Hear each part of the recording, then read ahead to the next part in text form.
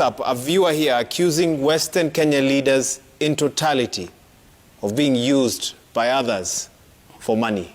Any response to that? Even Beho, you know, bribe. So he just said that he was in Beho in State House. So he should be the one to respond. I've said it. You see what happened. I want you to respond to that, viewer. Go ahead. Yeah, start. I wanted to tell my brother Eugene before I respond to that. I'm not Eugene, I'm Chris. Chris, at least Uhuru Kenyatta, when they made the cabinet, when they shared the cabinet with William Samoei Ruto, he gave us a slot, he gave us Eugene. But look at the characters the deputy president gave on his side. They came from one tribe. So if you are talking of a matter of trust, really is better off. When you're going to, when you're talking about a matter of trust, we know ANC, I'm inside of ANC got their share of the political party funding. Wiper got their share of the political party funding. Ford Kenya could not get their share because they had a dispute in court. There are two splinter groups, the Wetangula group and the Wamunyinyi group. Now, when Wamunyinyi formed DAP, you can comfortably approach Raila and he'll give you money. And I was with him today, and he said he's willing to give Ford Kenya their money because the dispute has been resolved. So you cannot accuse somebody, say, this guy cannot be trusted. My friend, now, you have been operating at night with our enemies. You have been hiding under the valley. We are now on top of the mountain under DAP, and we'll tell Kenyans the operating truth. at night, what?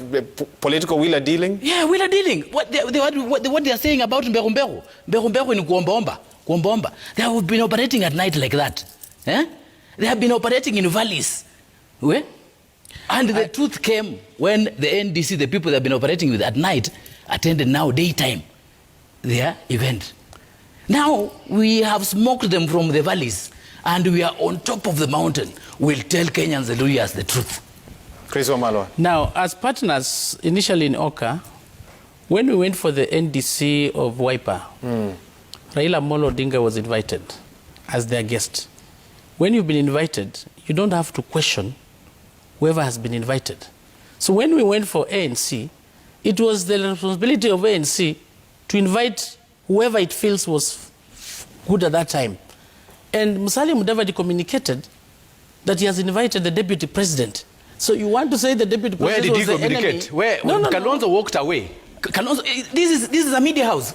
These are facts. Kalonzo walked away. Okay, you've made your point. And Kalonzo said this is betrayal of that. How did he communicate? Wamarwa, go ahead. To me, there's nothing like betrayal. If you invite me, your daughter's wedding or your birthday, it is you to decide who to invite.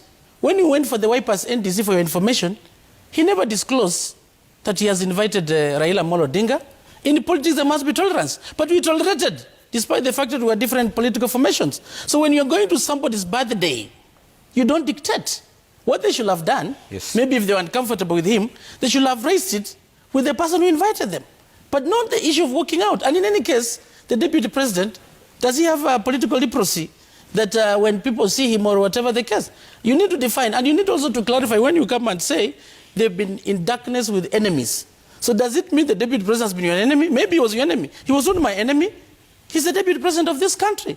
And was elected by the Kenyans. You know, enemy, so secondly, enemy, political enemy. You have rivalry. Okay. No. If somebody is your rival, is a political enemy. If somebody is your rival, for heaven's sake, is not your enemy.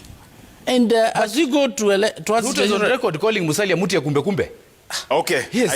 I am going to have to send. Please let him finish. Yeah, let me speak. So now the same Mheshimiwa, some days back when we had a coup in Ford Kenya, which we knew the people who had sponsored it, he came and claimed that ODM approached him to give him money to host Musalia Mudavadi in ANC. You said it, and you've been always saying you are a son of a pastor. So can you clarify that? But I said the truth because I'm not in ODM. I was approached to host Musalia, and I refused. I'm not in ODM, I'm in DAP. I'm not in ODM. And DAP in Azimio. This is to tell you what kind of a person they are. No, because he claimed it. He claimed it clearly. You know? So you can't come here, my brother. You preach this and you say this. The truth of the matter is we are speaking from different political formations. Kenyans are not stupid. The general election is just at the corner. Let every person sell their agenda, and the Kenyans will decide. They are not stupid. The Mulembe nation, we've been divided, and this division has been propagated by external forces. For instance, right now, as you see, when this other DAP came in, to us who come from Western region, we view this party as a party which has been sponsored by our enemies to come and divide the community for the sake of the strategy of divide and rule. But you are telling the people of Western, you've suffered enough. No roads. Mumias is gone. Nzoia is gone. Pan paper is gone. 2022, do not accept to be used.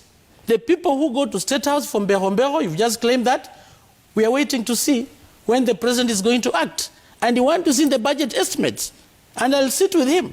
You know, many times my friend, because he said he's a businessman, he's rarely in parliament. But I'll make an effort. Because right now he's not even aware that we are doing the budget policy statement. I know, budget policy statement is just read there. Me, I look at itemized budget. And mark you, the government, the law is the government can spend money up to 3 months before you bring to parliament for approval.